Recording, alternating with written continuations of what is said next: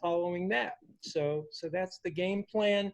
And with just, since Walt Whitman's 101st birthday is coming up in a few days, I thought I would, and because of Memorial Day, I thought I would read just 3 short entries from his Civil War journal, his hospital journal, which seemed appropriate, especially all that's been going on, not only Memorial Day, but the pandemic. And as you know, he visited field hospitals and Washington, D.C. hospitals to cheer up the wounded soldiers.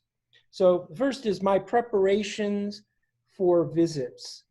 In my visits to the hospitals, I found it was in the simple manner of personal presence and emanating ordinary cheer and magnetism that I succeeded and helped more than by medical nursing or delicacies or gifts of money or anything else. During the war, I possessed the perfection of physical health. My habit, when practicable, was to prepare for starting out on one of those daily or nightly tours of from a couple to 4 or 5 hours by fortifying myself with previous rest, the bath, clean clothes, a good meal, and as cheerful an appearance as possible. And then one called Burial of a Lady Nurse. I'm thinking of those that we've lost in the past 2 months. Here is an incident just occurred in one of the hospitals. A lady named Miss or Mrs. Billings, who has long been a practical friend of soldiers and a nurse in the Army, and had become attached to it in a way that no one can realize but him or her who has had experience, was taken sick early this winter, lingered some time, and finally died in the hospital. It was her request that she should be buried among the soldiers and after the military method. This request was fully carried out.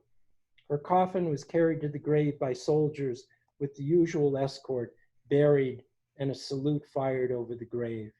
This was at Annapolis a few days since. And one last one, short one from Walt Whitman. A silent night ramble.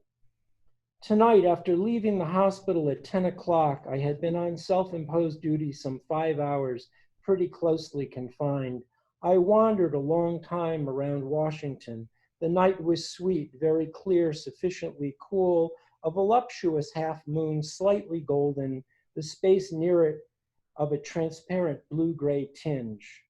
I walked up Pennsylvania Avenue and then to 7th Street and a long while around the patent office.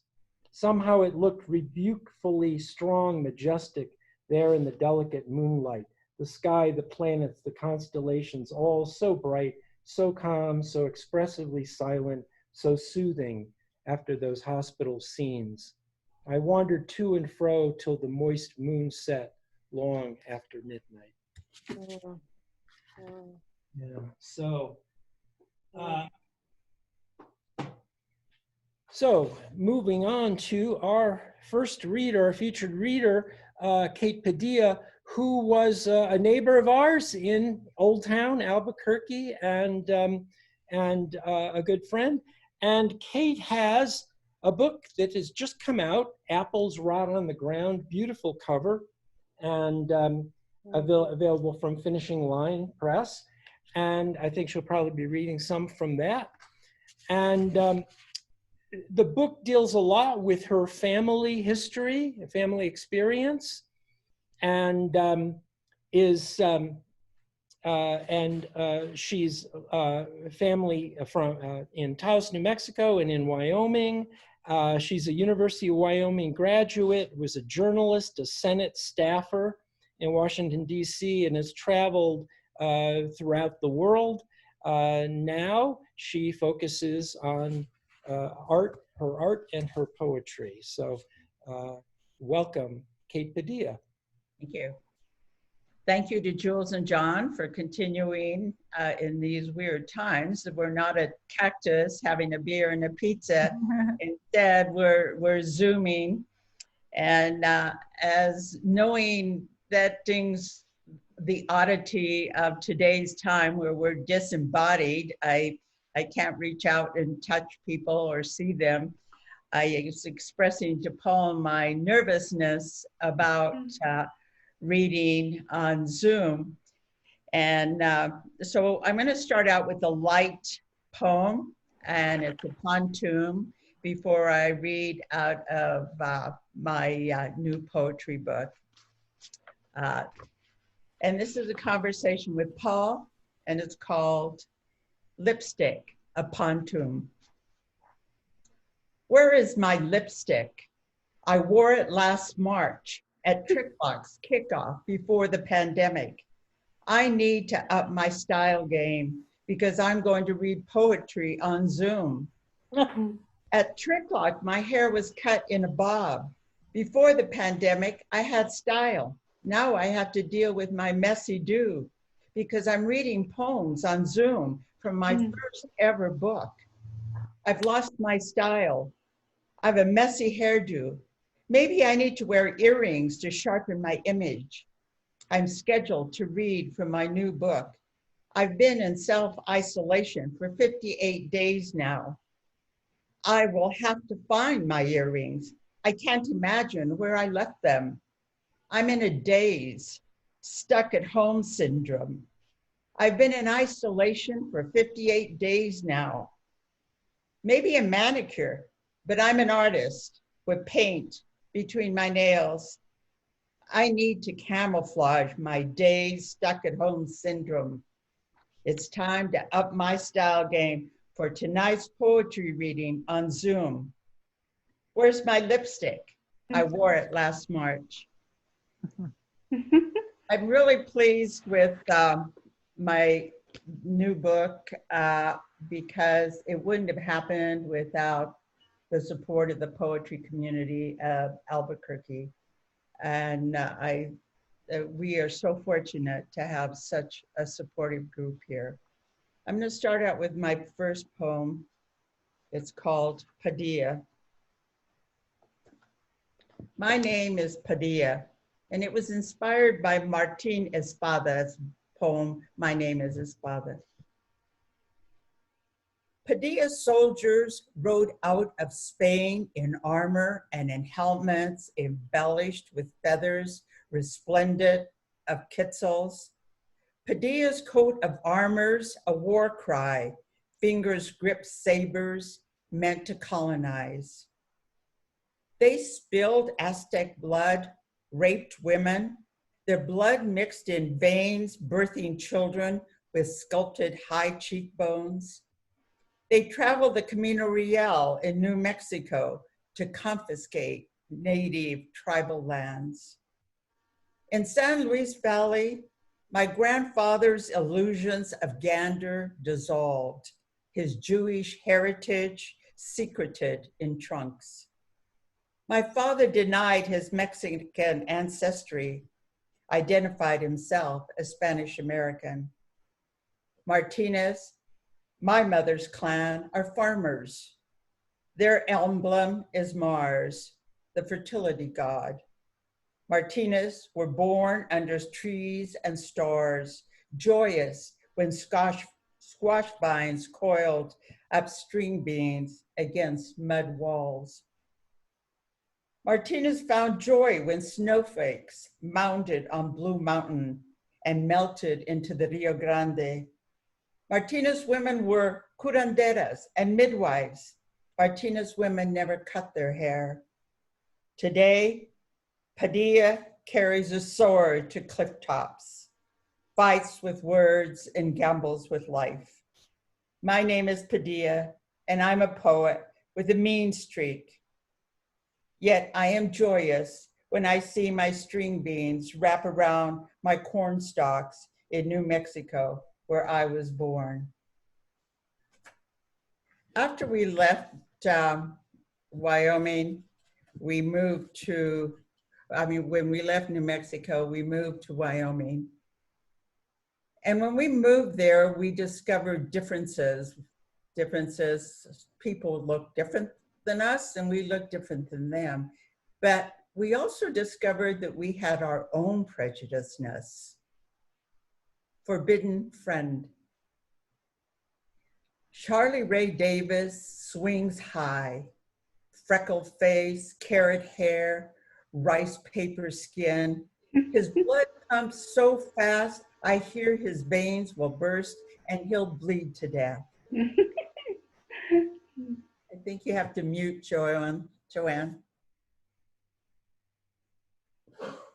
I'm a shy 8-year-old brown girl, bony knees, ribbons securing ends of long black braids that fly when it's my turn on the swing. After school, we grab hands, play rope. He pulls, twists me fast around the corner. I fall, he laughs and helps me up. Then it's my turn. I twist, pull him all the way home, down to our apartment building, long and narrow, set on top of the old veterans cemetery.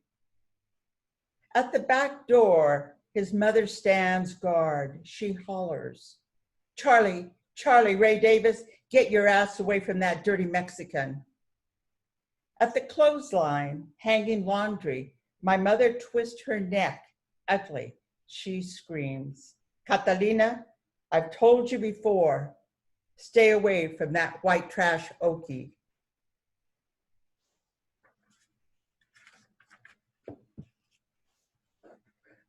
Schoolyard Gangland, 1950. Wyoming wind rages into our railroad shack. Coal ash coats plates of beans and tortillas. We tremble in our family's steel bed with passing trains. Wyoming wind sucks cigarette smoke from the circle of the Chicanas.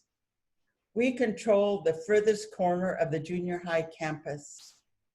Wyoming wind gusts scream open our blue nylon windbreakers like angel wings. We finger brass knuckles and push forward over dry aspen leaves, power in our pockets. My brother Alonzo worked as a shoeshine boy. And this is a pontoon, and it's called Alonzo, the shoeshine boy. A shoeshine boy walks over the viaduct, in his hand a wooden shoeshine box with a knife-whittled foot, sized for soldiers, new recruits at Warren Air Force Base. In his hand, a wooden shoeshine box, stocked with black and brown kiwi tins for new recruits at Warren Air Force Base, soldiers ready to shell out dimes for a spit shine. Stocked with black and brown kiwi tins, the boy buffs boots with a flapping flannel cloth for soldiers ready to shell out dimes for a spit shine, money for the boy to buy cigarettes and pomade. The boy buffs boots with a slapping flannel cloth, a final whack with his father's bristle brush, earns the boy money to buy cigarettes and pomade for his ducktail and comic books to trade. A final whack with his father's bristle brush earns praise for his rebel streak, soldier's tips for his ducktail and comic books to trade, on the corner where his ego struts. In pockets full of ready money, scored with a knife-whittled foot sized for soldiers, a prize held tightly by darkened fingers at dusk, a shoeshine boy walks over the viaduct.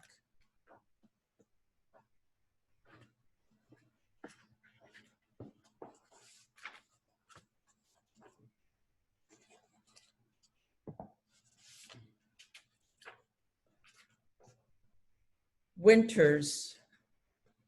New Mexico nights meant wood fire in metal stoves. Adobe homes held warmth until morning. Nights in Wyoming meant gas heater, My father feared the pilot light would burst into flames and burn down our frame house. Nights were cold. My brother Balta shared his covers. A warm memory of a brother killed in a car rollover.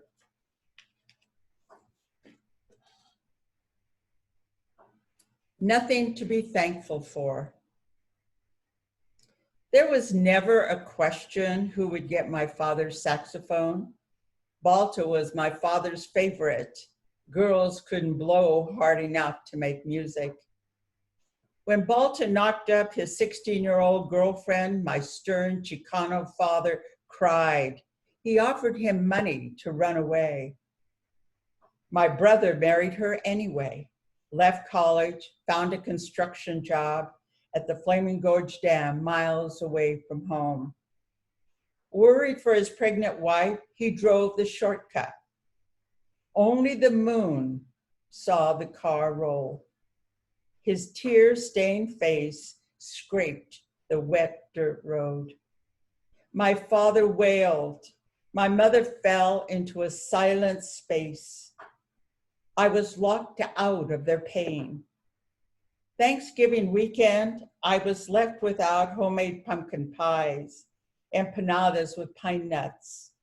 I missed my father mixing highballs, my mother wearing lipstick. We were flushed down a love-deprived vortex. I married a stranger who promised me a holiday with all the trimmings. My father sought sexual comfort elsewhere. My mother stuffed her wedding dress into the alley trash can and lit a match. My final poem in this book is dedicated to my mother, Juana Martinez Padilla, and to women who always try and others who seek equality.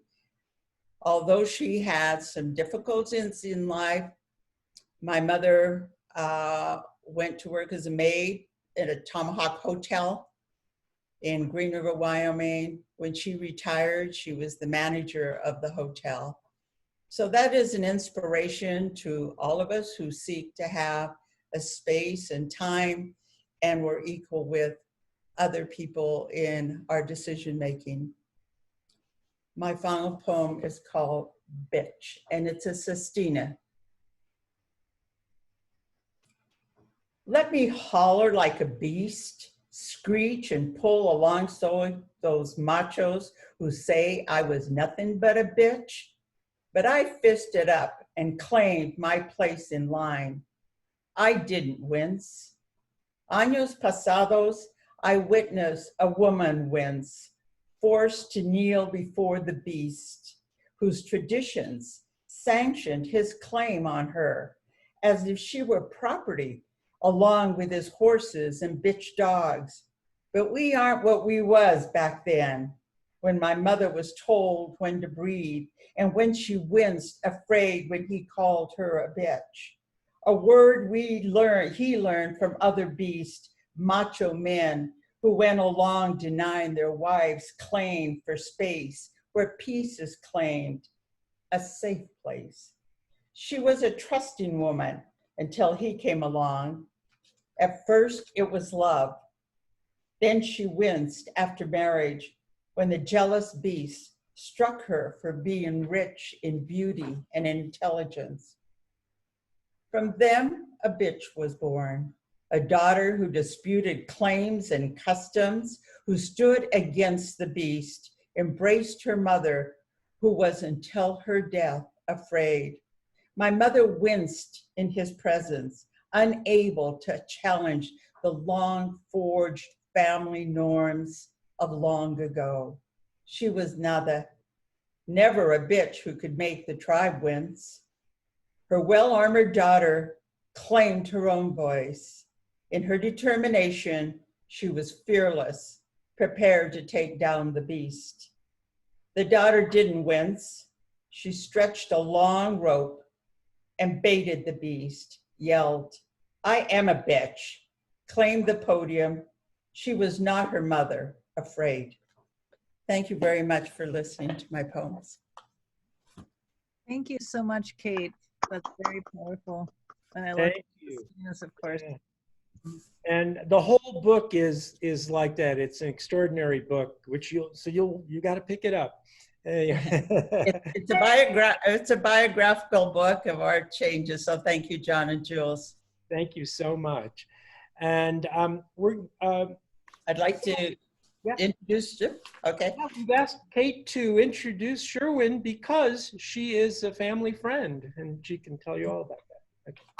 So now my greatest privilege, of course, tonight is to introduce Sherwin Bitsui. We know about him receiving numerous book awards. He teaches creative writing at Northern Arizona University. He's on the faculty of the Institute of American Indian Arts. He's a visual artist, and he was raised on the Navajo Reservation. He's been invited to read all over the world, in Asia, in Europe, and South and Central America. But what you can't find in his bio is who Sherwin is.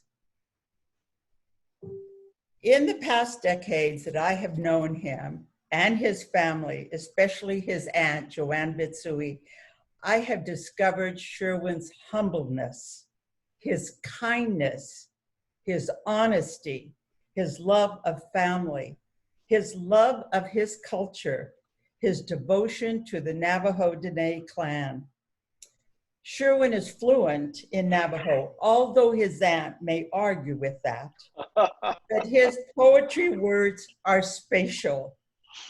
We are fortunate tonight to listen to Sherwin on this virtual stage as he shares with us his relationship with nature, earth, and its people. And I wish I could put my arms around you, Sherwin. Likewise, Kate, thank you. Yeah, thank you for that introduction. My arms go around everybody that's on the screen right now. I hope you're well, and I hope you're safe. You know, we're going into like, what is it, the third month or something of this thing. And, you know, there are crazy people in the world. Poetry is a good solve for that, and writing and reading is also. So I've been able to read books that I just collected over the years. So that's been good. Kate, congratulations on your new book. I ordered it, so I hope it's coming in soon. Is it out yet? Is it out in circulation now? Yep. I'll just send, I will just mail you one and I'll sign it here. So don't order it. I'll send you one. Oh, thank you. Just post a link on the thing here. Yeah. But I'm going to read from Dissolve, my more recent book. It came out in October of 2018, so about a year and a half ago. And we'll start with that, and I'll go into some new work. A lot of my newer poems are more narrative, which is something I've not necessarily, I haven't really done as much of the narrative work as possible, but I'm moving towards essay, which is really interesting. Evolution, I think. So this first poem is called The Caravan. Also, thank you to the audience, everybody there that's listening. There's like 61 people here. It's pretty amazing. And thank you also to John and Jules for hosting. And I wish we had some KAKTUS Brewery beer, which I think we've all had that at least. It would have made it real. So, so this is called The Caravan. And I've lived in Albuquerque now for, since 2011. And it's been a real education in a sense. It's a really, it's grown on me. When I first came here, I was like, oh, I don't want to come here because I came from Tucson. And I was like, I can't live here. But then lately, I love it. And I can't move back to Arizona to teach. So I don't want to go back, but don't tell anybody that. But I have to. Here it is. You see The Caravan. The city's neon, The Caravan is, I don't know if any of you guys ever hang out like on Central. There used to be a bar there called The Caravan East. and I've been there a few times. But this is a poem. I think when you drive up on East Central, you kind of see all these people. Some of them are relatives, and they are all our relatives, and sometimes their family. So this is a kind of story about that. The caravan. The city's neon embers stripe the asphalt's blank page, where the story pens itself nightly. Where ghosts weave their oily hair into his belt of ice, dress him in pleated shadows and lay him fetal on the icy concrete. The afterbirth of sirens listening over him. We drain our headlights on his scraped forehead and watch the December moon two-step across his waxen eyes. His mouth's shallow pond, a reflecting pool, where his sobs leak into my collar. One more, just one more, he whispers, as he thaws back into the shape of Mihitzila, our brother, bruised knees thorning against his chest. We steal away, our wheels moan through sleet and ash. Death places second, third, and fourth behind us. At home on the reservation, Father sifts dried cedar leaves over glowing embers. Mother, hovering above cell phone light, awaits, he's okay, never went out, watched a movie instead. But tonight, my speech has knives that quiver at the ellipses of neon Budweiser signs blinking through the fogged windshield. I text, I've only rescued a sliver of him. He's only 25 and he smells like blood and piss. His turquoise bracelet snatched for pawn by the same ghost who traded his jacket for a robe of snow and ice before inviting him back into the caravan for one more, just one more. Thank you. And Dissolve is really kind of a book, and in a sense I was interested in this idea of the collapse. And now that the collapse is happening, I don't want it to happen. So everything was in dissolution. When I was writing Dissolve, I kept thinking of this world that was dissolving, or philosophies that were dissolving, language was dissolving. In the midst of it, but I also using the film, the filmic sort of dissolve also. So things were becoming other things simply by the shape of them. So I'll just go to a middle area of dissolve, and we'll start from there.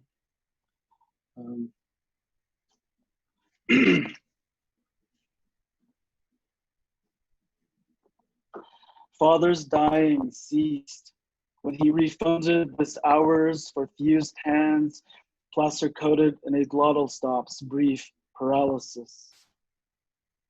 Pin-pricked holes for eyes, reversible teeth hemmed in copper thread, polished brow bones swiveling through trimmed hedges.